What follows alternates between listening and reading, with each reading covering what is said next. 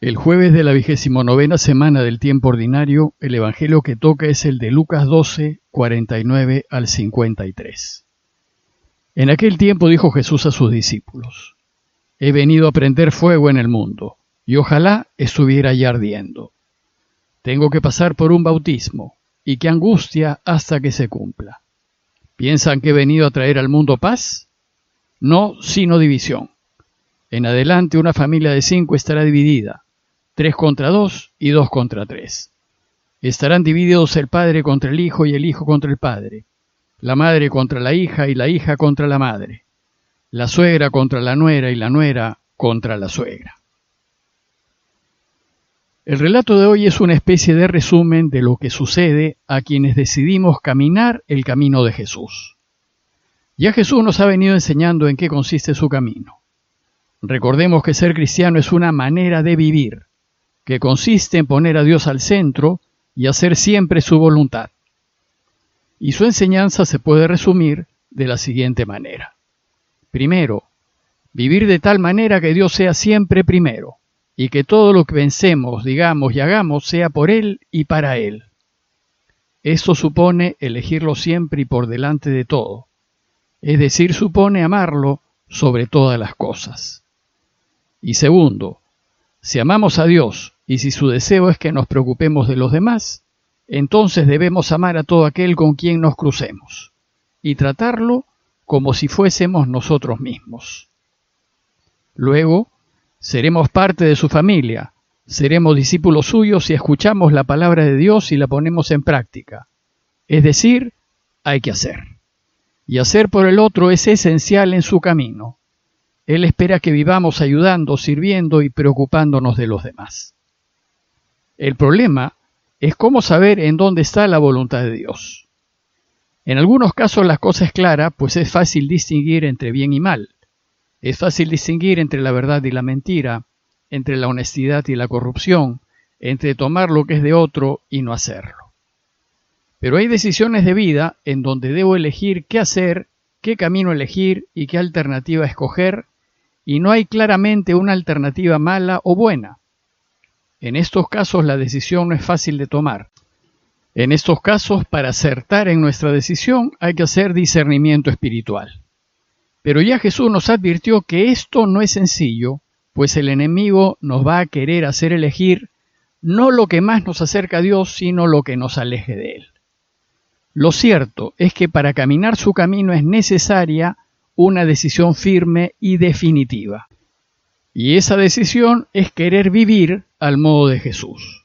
Por tanto, debo decidir clara y conscientemente no aliarme de ninguna manera, cueste lo que cueste y bajo ninguna circunstancia, con la mentira, el engaño y la infidelidad.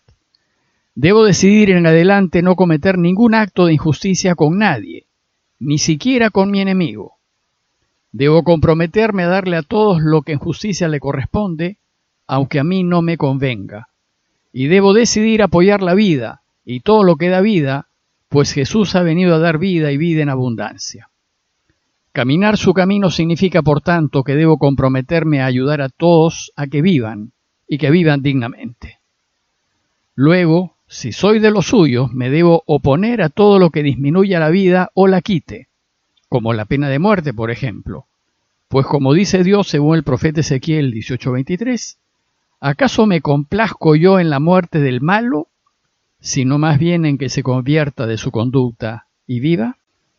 En consecuencia, decidir caminar al modo de Jesús significa vivir de manera distinta como vive el mundo.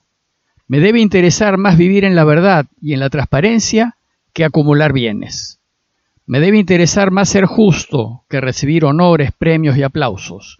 Y me debe interesar más que todos vivan dignamente que ser poderoso e influyente. El problema es que vivir de esta manera, es decir, como lo propone Jesús, convulsiona al mundo. Por eso dice Jesús en el relato de hoy: he venido a prender fuego en el mundo, y ojalá estuviese ya ardiendo.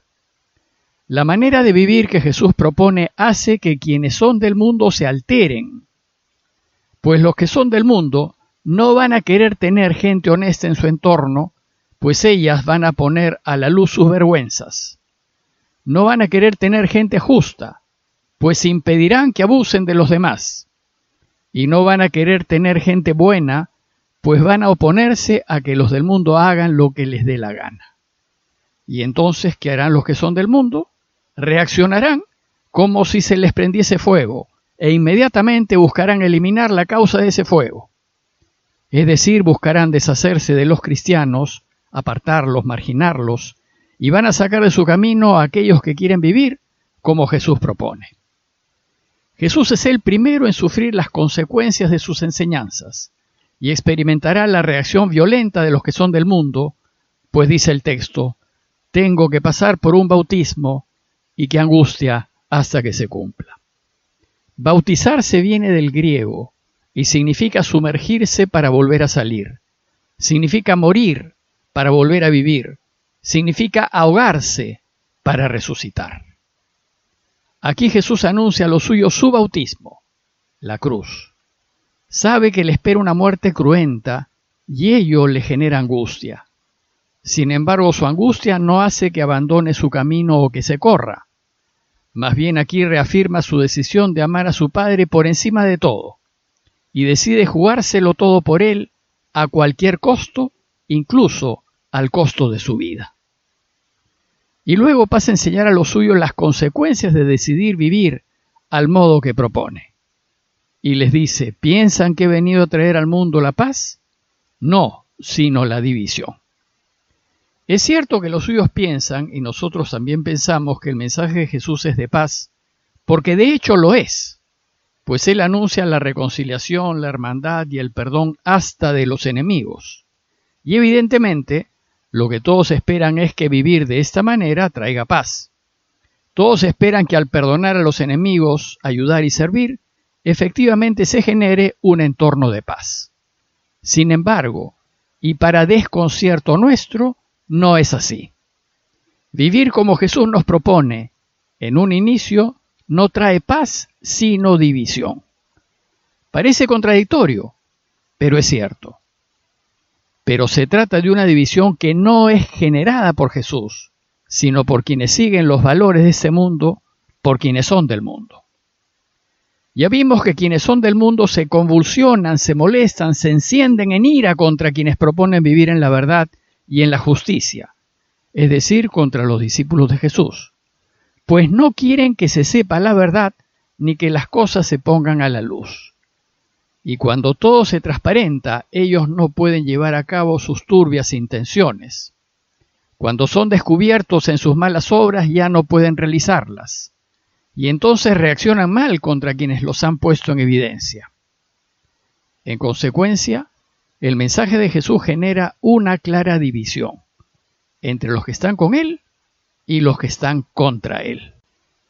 Pero la gran pena es que aquí Jesús nos dice que esta división puede tocar hasta a la propia familia.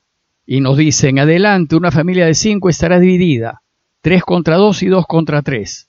Estarán divididos el padre contra el hijo y el hijo contra el padre, la madre contra la hija y la hija contra la madre, la suegra contra la nuera y la nuera contra la suegra.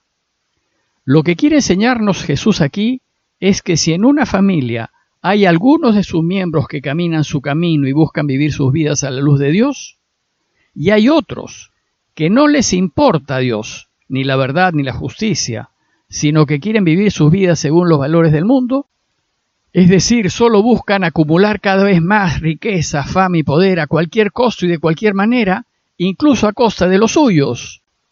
Entonces esa familia se rompe y se divide entre quienes están con Jesús y quienes están contra Él.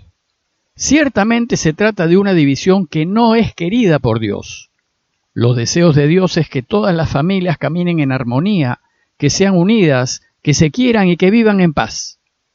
Si todos los miembros de la familia caminasen el camino de Jesús, esa familia se unirá cada vez más y el amor y la paz los inundará. Pero basta con que uno solo de la familia viva según los valores del mundo y decida aprovecharse de los demás familiares para su propio beneficio, sin interesarle lo que es correcto, esa familia, desgraciadamente, se dividirá. No hay mucho que se pueda hacer, pues se trata de la decisión libre de cada quien. Solo queda rezar y esperar la conversión de aquellos que no están del lado de Dios, pues Dios hace milagros y a través de situaciones y circunstancias y hechos de vida, los hace pensar e invita a caer en cuenta que lo mejor para ellos y para la familia es cambiar de vida y alinearse con Dios. Pero, finalmente, la decisión es de cada quien.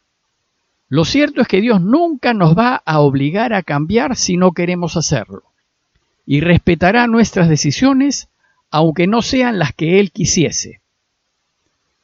A manera de conclusión, revisemos algunas familias divididas que conocemos y veamos cuáles son las causas de sus fracturas, a fin de constatar que donde hay ambición, egoísmo, aprovechamiento de los otros y deseo de satisfacer los propios gustos e intereses sin importar los de los demás, no hay paz sino división.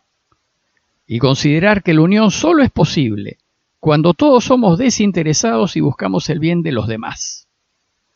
Luego, considerar la urgencia de tomar una decisión clara y definitiva en favor de Dios, y estar dispuestos a asumir todas las consecuencias, incluso las rupturas, pero de ninguna manera buscar mantener una aparente unión y estabilidad apañando a quienes actúan mal, aunque sean parte de la propia familia. Pidámosle al Señor para que nos acompañe en todas las decisiones que tomemos y para que siempre lo elijamos, aunque no sea fácil hacerlo. Parroquia de Fátima, Miraflores, Lima.